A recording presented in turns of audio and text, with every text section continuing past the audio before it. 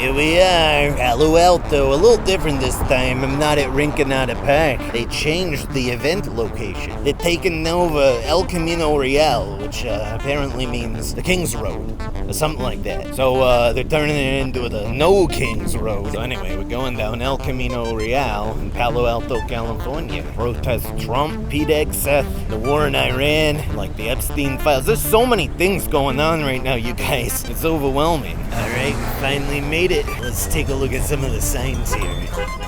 Something I noticed in my infinite time here on Earth is that left-wing protests like this is where you see all the good signs. You know, creative people tend to flock to the left, so you never see cool signs like this at right-wing rallies, just like Trump flags and burning crosses. And hold on a second, I found him. There's the king. There he is. Where was I? Right, I mean, like, look at these anime signs. And that's something that brings me, Bernie Sanders, hope. You can't stifle creativity. Hey, now that's vintage. From the first mistake war. Authoritarianism is about controlling people, forcing them to do and think one thing. But that ain't how people work. People represent a diversity of ideas. There are a ton of different ways of looking at things, which is why authoritarianism always fails in the end. Hey, that's like the song we sang at the last one. There's been a lot of music at these events in the past. Remember in the first one, Joan Baez showed up. But this was like a full-on music festival. All up and down the road, there was live musicians playing this stuff. Like this bluegrass band. This guy with the cool-looking guitar. Or this Metallica cover band. But for now, I know what you people want. Interviews. So I tracked down my first victim. Patriots. And I looked everywhere, but I didn't see the chicken guy from my last couple of trips to Palo Alto. But I did see Eagle Lady, perhaps a distant relative. What brings you two out here today? We're out here to support the No Kings rally and to let Trump know. What do you think about articles of impeachment? It is time. Why the costumes? Dale has a good answer for you there. All right. So the costumes look pretty damn stupid, and that's the point. Point is you interrupt the rhetoric that the far right is spewing. It looks ridiculous to attack protesters who are wearing, giant inflatable frogs, unicorns. Both sides take themselves pretty seriously, but I think the left takes themselves slightly less seriously. So true, because back in the election, it was like Tim Walz was saying calling them weird was the most effective insult because they just don't know how to handle it. They take themselves so seriously. Yeah. It must be exhausting going through life without a sense of humor. These guys are just weird. That's who they are. Is there anything else you want to say to the people at home? Yes, don't stay at home. You've got to come out and join us for these events. That's a good point. Do not be complicit. Do not stay at home. Don't rely on everybody else to do the work. We're here, and we want you here too. Heck It's a yeah. good chance to use up your Halloween costumes too. Good opportunity to use dog toys too. Yeah. Alright, we're just getting warmed up, baby. Next up, I ran into a couple of local dudes who just so happened to graduate from the very high school where this event was taking place. So what brings you guys out here today? Let's see. We're just local residents. We want to come out and see what's happening. So you live here in Palo Alto? Yes. We both live here. Born and raised? Born and Ah, raised. nice. Did you go to Stanford? No. No, it's expensive and hard to get into. Yeah, That's we went right here. Then we left. Oh, you went to this school right here? Yep, right here. Ah, Yeah. wow, that's incredible. Nice. What have you learned since coming out here? I don't know if I've learned a whole lot. I guess I've sort of seen the type of people that are out here supporting. Yeah. I've noticed it's a lot older crowd. I don't see too many people our age out here. Yeah, that's what I'm noticing Yeah, too. I've seen probably 10 or 20 kids my age range. A lot of people my age. Yeah, a lot of people your age. Yeah. Do you think you'd come out to one of these things again? Yeah, 100%. Yeah. Every time it happens and I'm here, I'm coming out for sure. Nice. Well, thanks, guys. Thank you. Sweet, thank you. So Ian Dare's working on putting together like a music festival in Rinconada Park to feature some of the folks from the area, do a little protest music, and have a real 1970s time of things. Which you know I'm a fan of, and that's why this kind of stuff is important. He said he was inspired by Joan Baez showing up to the first rally, and that's how you build a movement through art. Hang on, and speaking of building a movement through art, Yeah, would you look at this? This is a community art project. Get it out. Art for the current moment. This nice lady explained to me that they got this table that they're decorating. They got all these magazines and stuff you can cut pictures out of or use some markers and stuff. And it looks like I'm gonna be one of the first people to do some art for it. And I got a good idea, too. I'm gonna cut out this baby's head and put it on this baby's body. And it needs some glue. All right, glue time. Oh, there we go. Time to put the face on the baby.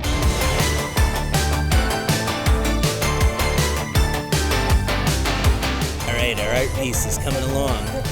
We're a little crooked. Perfect. Good night, sweet prince.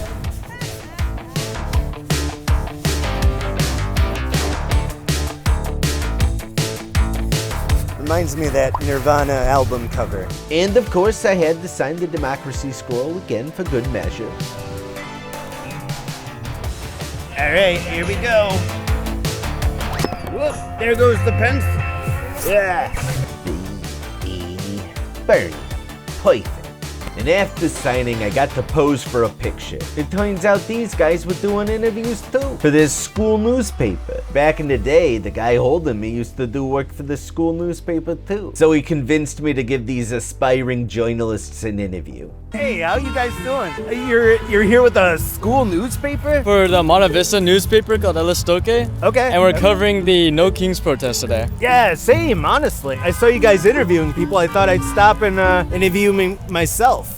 What are you interviewing people about? So we're just trying to know like why people are here and what kind of impact they're having. Gotcha. And what have you found out so far? So people are protesting for a variety of issues, whether it's the climate, Trump's authoritative attitude, Yep. or the Iran war. I saw you guys talk to the flock people as well. They're doing a petition against these flood cameras, and already in many cities around like the Bay Area as a whole, they've already removed these cameras, and now they're petitioning the Palo Alto government to do so too. And after we were done, I let them interview my handler. So I linked that school newspaper article in the description below. So go check it out and get the full scoop. And speaking of getting the scoop, I couldn't help but notice an uptick in dogs at this particular event, including Melissa from the last No Kings rally. If you haven't checked out her interview, go check it out now because she was too busy to talk to me this time, but not too busy to tell me all about the dogs. Turns out she was volunteering this time for an organization called PAWS, who wants to remove flock cameras all across the country. And on her way back out to hand out flyers, she introduced me to her friend, who's the guy in charge. PAWS, Pets Against Warrantless Surveillance.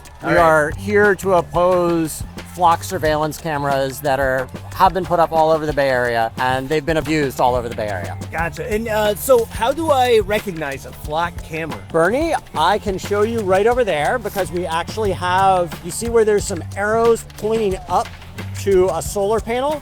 Oh, yeah. And then there's a little camera underneath that solar panel. Yeah. It's a really neat little system, very self-contained. Once you know what to look for, you'll discover that they're all over the place. It feels like this state has a lot more surveillance than like anywhere else, really. It's pretty concerning. Flock is actually nationwide. There have been a lot of problems with abuse of their cameras all over the place. Yeah, I heard they're very easy to hack as well. Flock says they have never been hacked. Oh, really? On the other hand, I would consider having your cameras open to the internet and live streaming to anybody that wants to watch. That seems like a hack to me. That does seem like a little bit of a hack, yeah. Yeah, I would say that they don't have a great safety track record. They have also been used for a little bit worse than spying on a cute dog. I mean, who doesn't like to take a creeper photo of a dog? I gotta take security photos of dogs because I'm a dog boy.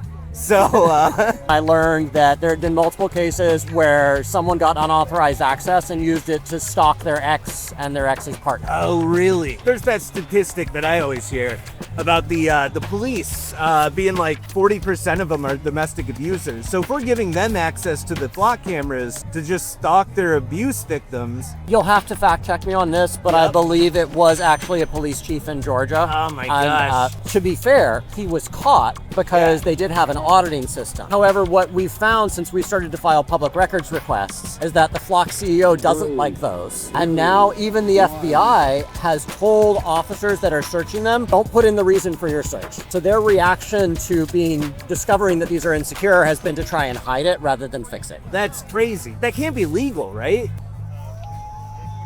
I guess if it's the FBI, it is. There are numerous lawsuits in progress. Yeah. Stanford Shopping Center is being sued for their use of the flock cameras. Oh, really? Right here in Palo Alto? Right here in Palo Alto, yes. We wrote to the Mountain View City Council, explained our concerns. They canceled the flock contract on a 7-0 vote. What really surprised us is the very first person to say that these cameras need to come down was the Mountain View Police Chief. There we go. He had made guarantees when they were first installed, these are not going to be abused. And then when they were, and people found out, he was like, nope, we're not doing this again. All right. Yeah, so good for him. Yeah, good for him. That's score one for the police. How can people like me get involved and take these flock cameras out of commission? I would recommend going to deflock.me, which is a website that is tracking where all the cameras are, and then figuring out who has the contract for the flock cameras in your local jurisdiction. Yeah. And then go talk to them. Call them up, explain your concerns, and see what they say. Just anybody can do that? Anybody can do it, and it makes a difference. I had never lobbied my city council before I really wanted to get rid of the flock cameras, and it worked. How long before you made that decision to do that and actually got the flock cameras out? It took us a couple of months of lobbying in Mountain View because it was a really big decision. I mean, the cameras were put in for a reason. And they spent a lot of money. They spent a lot of money on it. They wanted them to improve public safety, and it was kind of hard to admit, actually, these are hurting public safety now. Yeah. But, we got there, and the cameras are going to get taken down, and that's what we wanted. I've directed our county council and our administration to do a full-scale investigation into what flock has been doing. At the end of the day, the question is, can we trust them based on their record and history across the country and other local jurisdictions? Well, thank you so much for taking them down. I hope Good to see you, Bernie. Yeah. I hope your mission goes smoothly across the nation. Thank you so much. And after the interview, I decided to go check out that flock camera myself. According to the guy over at PAWS, this thing here is a flock camera. This is what they're using to surveil people, huh? Hey, it's me, Senator Bernie Sanders. And on my way out, I met another couple of folks who had similar anti-tech surveillance interests as myself. QuitGPT. Chat GPT, but quit. All right, so how are you guys doing? You're anti-AI, just like me. I agree with you that AI is an existential risk. It could lead to mass unemployment. We also don't like that OpenAI's president, Greg Brockman, donated $25 million to MAGA PAC. They work with the government. We think that the billionaires behind AI do not have our best interest at heart, and that's why you should quit ChatGPT. That's right, and under Section 1332, once OpenAI is integrated into the U.S. military, they can spy on us and take our data and use whatever they want. I highly recommend that you don't let Donald Trump read your diary to deport innocent people. Thank you. Oh boy, I don't have that diary going, but I won't start it. If you actually read their contract, it's very clear. Section 1332 allows the government to take data and use it however they want, which is a direct constitutional violation. And Bernie, I'm not okay with that. Are you okay with that? I'm not okay with that. I'm also not okay with that because I got a lot of data that I don't want people to find out about. Like my internet search history. What is your inside your internet search history? Are you looking at furry porn again? No, it's more like the revolution, you know? I hear they're going to be cracking down on people who are left-wing protesters, all that sort of stuff, and they're going to be using this internet data that there's harvesting from Palantir and OpenAI to do it. Is that true? They're already doing it. You look up yourself, how much information is gathered around you. And with AI, it'll be only become easier. If you see people walking around with those Meta Ray-Ban glasses, it'll just look at someone and it'll identify you and bring up all this information about you. This is the dystopia we could be heading towards with AI. That's like what the sci-fi books were telling us, just like the Torment Nexus, right? Exactly. Yeah. We don't have to wait to the future to see the dystopian effects that are happening right now. Your image can be used at any time to produce absolutely anything. And trust us, those big AI guys are not neutral. They want to preserve their own interests. So if you want to fight them or if you want to fight the government, you want to limit their power as much as possible. And how do you do that? What's your suggestion for an everyday person to fight back against QuitGPT. That's our first step. If you don't use ChatGPT, we're already very grateful to you. Hell yeah. If you use ChatGPT, go to I think QuitGPT.org, join the movement. Right now, 4 million people have already joined QuitGPT, and we want to send a message to OpenAI that if they're in bed with Trump, we will notice. They can't just quietly make a deal with the military and expect that no one will care. And after you quit GPT, educate yourself as much as possible. I promise the more you learn about ChatGPT, the more horrified that you're going to get. You need to really take heart here and understand. Man, it's really hard to hear what you're saying. Say one more thing, Bernie. Of course. We got to take this problem from every single tier that you can. So act individually by staying away from ChatGPT. Act locally by, first of all, fighting Flock, which is an AI surveillance system that's going to be partnering with ChatGPT. Yep, and talk to those people. And by informing your friends and family. Act nationally by supporting legislation that actually protects our best interests, and act internationally as much as possible to try to stop the global AI arms race. Yes, QuitGPT. QuitGPT. QuitGPT. So there you have it. That was the third No Kings protest. Hopefully we don't have to do too many more of these. Personally, I'd like to retire before I'm 80. So help me out by getting out to a protest like this. I'll see you next time right here on Protest Puppet Pals.